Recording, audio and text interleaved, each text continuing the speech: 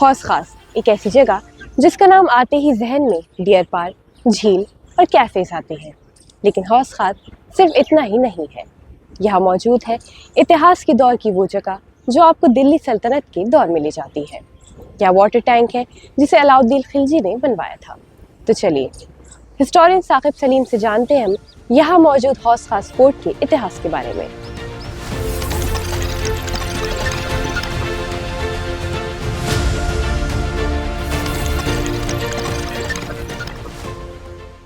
आज हम हौस खास फोर्ट में मौजूद है, तो मैं जानना चाहूँगी किसने बनवाया था और क्या है इसका इतिहास। देखिए, सबसे पहले तो नाम हौस खास, हौस कहते हैं पानी के रिजर्वायर को, यानी कि तालाब, झील या मतलब एक छोटा जो झील से छोटा हो।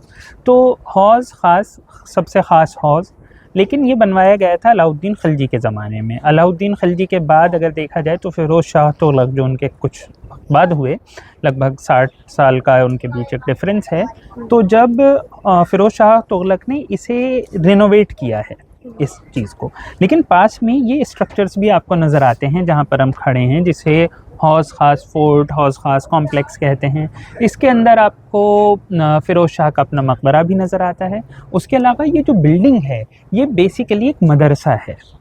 आप समझ रहे हैं। तो इसे बनवाया था, जैसे कि मैंने बताया, फ़िरोज़ शाह तुगलक ने लगभग सन 1350 के बाद 1360 के बीच उन्होंने इसकी तामीर कराई थी।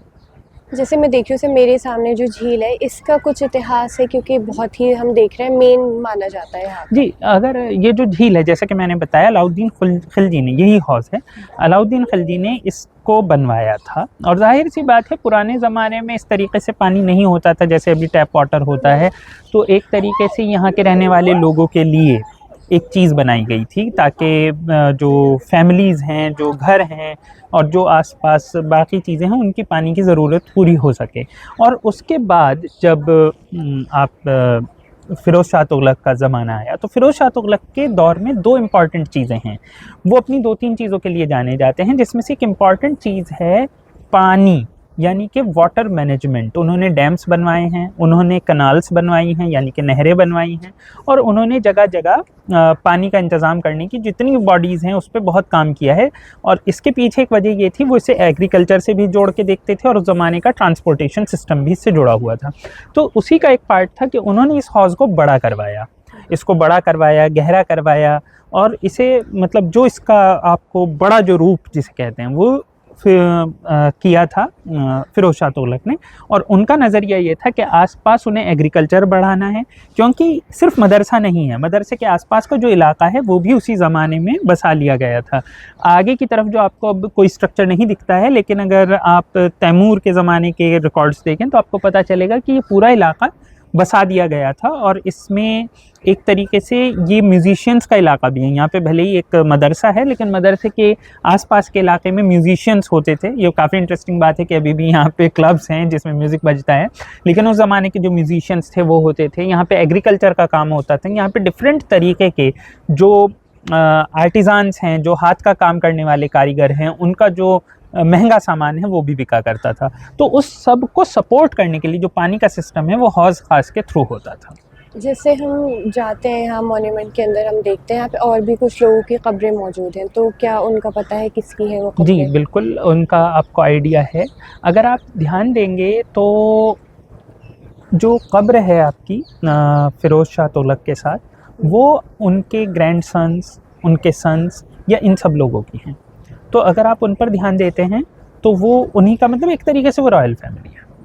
सर, जैसे अभी आपने मदरसे का जिक्र किया, तो मैं थोड़ा और जानना चाहूँगी मदरसे के बारे में। मदरसे के बारे में सबसे पहले तो ये बात है कि मदरसा क्या होता है, ये हम सबको पता है। मदरसा एक टीचिंग सेंटर होता है, जैसे आजकल यूनिवर्सिटी वगैरह होती हैं, उस ज़माने में मदरसा होता था। इसकी खासियत ये है, अगर देखा जाए तो ये लगभग 1350 के आसपास बना है। और ज़्यादातर लोग जिन्होंने इतिहास पढ़ा है थोड़ा सा, उन्हें ये पता होगा कि मुस्लिम्स के जो लर्निंग सेंटर थे उसमें उस ज़माने की जो भी टेक्नोलॉजी थी वो भी पढ़ाई जाती थी, और साथ में उनका दीन यानी कि इस्लामिक स्टडीज़ भी होती थी। सबसे बड़ा जो रिलीजियस सेंटर था वो बगदाद होता था टिल 13th सेंचुरी। लेकिन जब बगदाद को मंगोलों ने अटैक किया और उसके बाद बगदाद ख़त्म हुआ, तो उसके बाद जो लर्निंग सेंटर के तौर पे सबसे बड़ी जगह उभरी वो दिल्ली बनकर उभरी, और दिल्ली में भी वो ये मदरसा उभरा। यानी कि जो मदरसा फ़िरोज़ शाह तुगलक ने हौज़ ख़ास पर बनवाया था, वो अगर देखा जाए तो ये डिफरेंट रिकॉर्ड्स, कंटेम्प्रेरी रिकॉर्ड्स कहते हैं कि ये दुनिया का सबसे बड़ा लर्निंग सेंटर्स में से एक था, स्पेशली मुस्लिम्स का।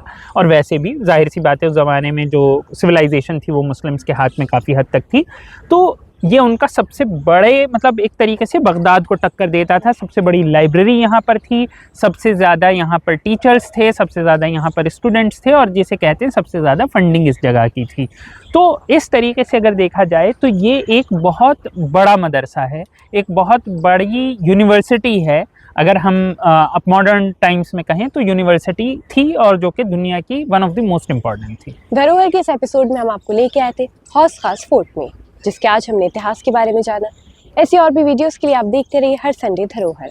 कैमरामैन गौहर के साथ अमीना माजिद।